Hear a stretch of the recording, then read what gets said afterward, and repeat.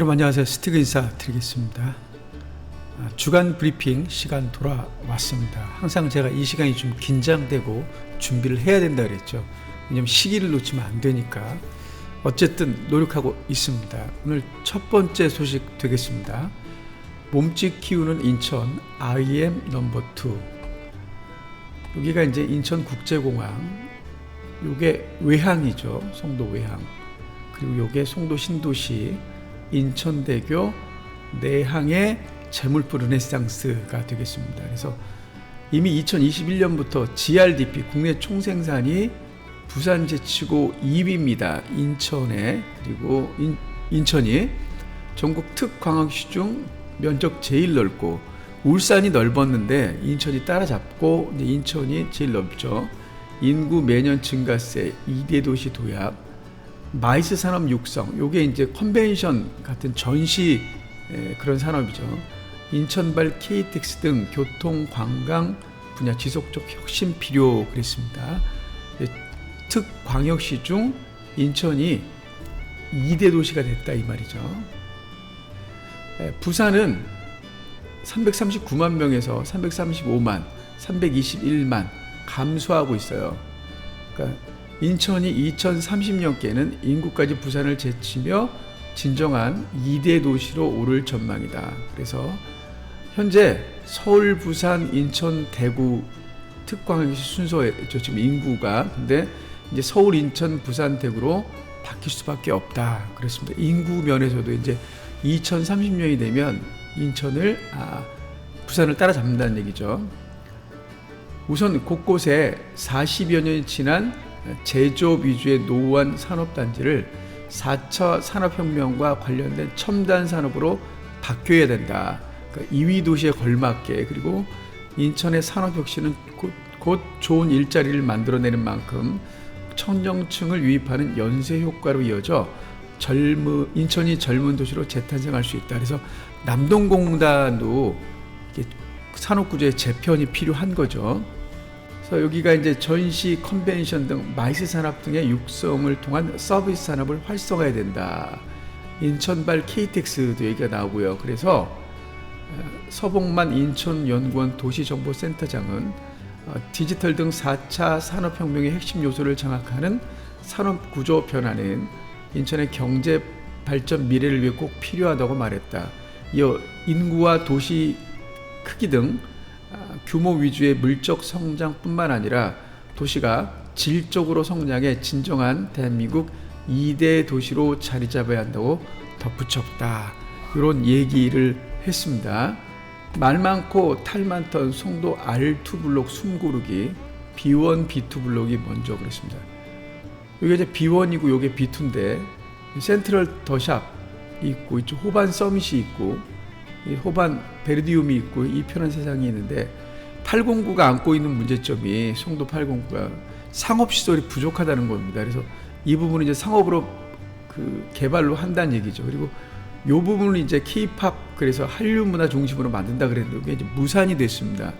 그래서 일단은 꽃을 심는다 그러는데 그 개발 그러니까 경제자유구역청 입장에서는 개발 이익을 극대화하는 게 목적이겠지만 스티가 보고 또 이 809 주민들이 보면 그 가운데 정도 정말 공헌을 하는 게 어떨까라는 생각인데 그것도 이제 바람이겠죠.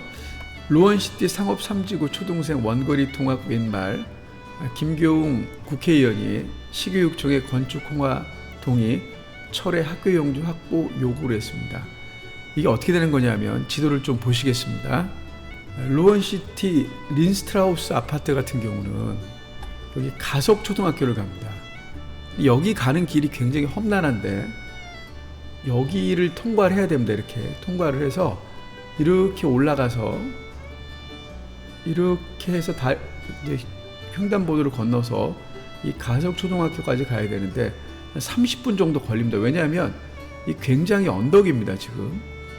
그래서 사실은 고행이에요. 특히 저학년 같은 경우는.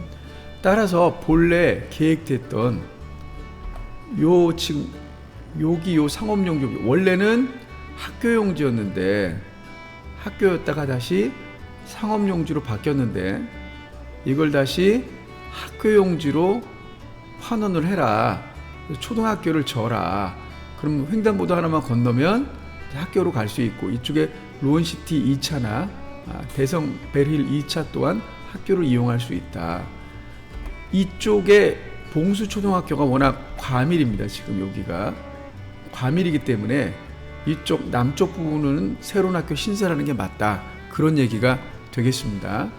1기 신도시 재건축 3년 뒤 착공, 이주 수요 임대주택 활용의 흡수. 그래서 이주 수요는 영구 임대주택을 활용해서 하겠다, 뭐 이런 얘기입니다. 근데 이게 동의율은 높지만 과연 사업성이 있을까? 용적률을 아무리 높여준다 그래도 의문이 들긴 듭니다. 그래서 이 중동하고 3본의 용적률을 뭐 350%, 3본은 330%, 중동은 350, 3본은 330%까지 용적률을 허용하겠다, 이런 얘기죠. 그러니까 정말 고밀도 개발이 될 수밖에 없습니다. 지금 중동 같은 경우도 고밀도 개발을 해서, 물론 이제 중앙공원이 있긴 하지만 그래도 주상복합 등 여러 가지 요소가 많은데, 가뜩이나 부천 같은 경우는 인구 밀도가 상당히 높은 그런 지역임에도 불구하고 또 용적률을 높게 한다. 그러면 정말 탁장 같은 그런 아파트가 되지 않을까,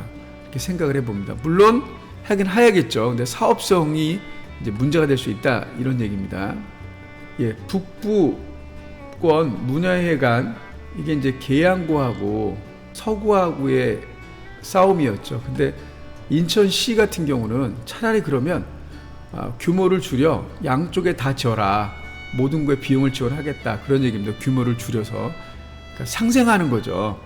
계양구청장이 삭발까지 했는데 어쨌든 서구에도 하나 들어오고 또 계양구에도 하나 들어온다, 뭐 그런 얘기가 되겠습니다.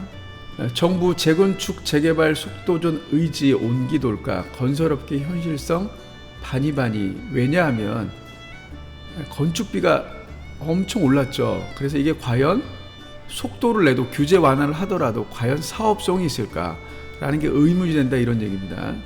그래서 이 건설업계도 물론 반겨되지만 미분양에 대한 그 부담감이 또 있는 거죠.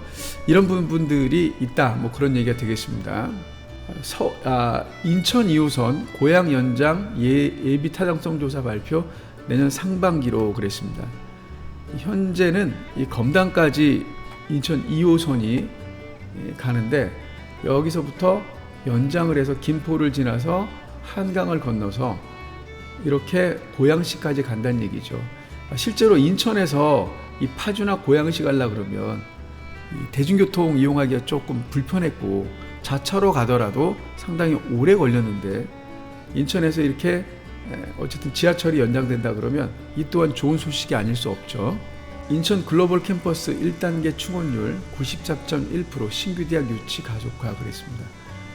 여기 이제 5개 외국 대학이 있죠. 여기에 이제 2년차 내년에 캠퍼스 2단계 조성 사업 착수를 한다, 이런 얘기입니다. 그래서 뭐 겐트 대학이나 뭐 조지 메이슨대, 뭐 뉴욕 주립대, 이런 대학들의 위상이 점점 올라가고 있습니다. 물론 학비가 좀 비싸다는 건 이해하셔야 됩니다. 인천시 캠프마켓 지구단위 계획 용역 재개, 그래서 인천 의료원 추가했습니다. 반드시 추가돼야 되죠.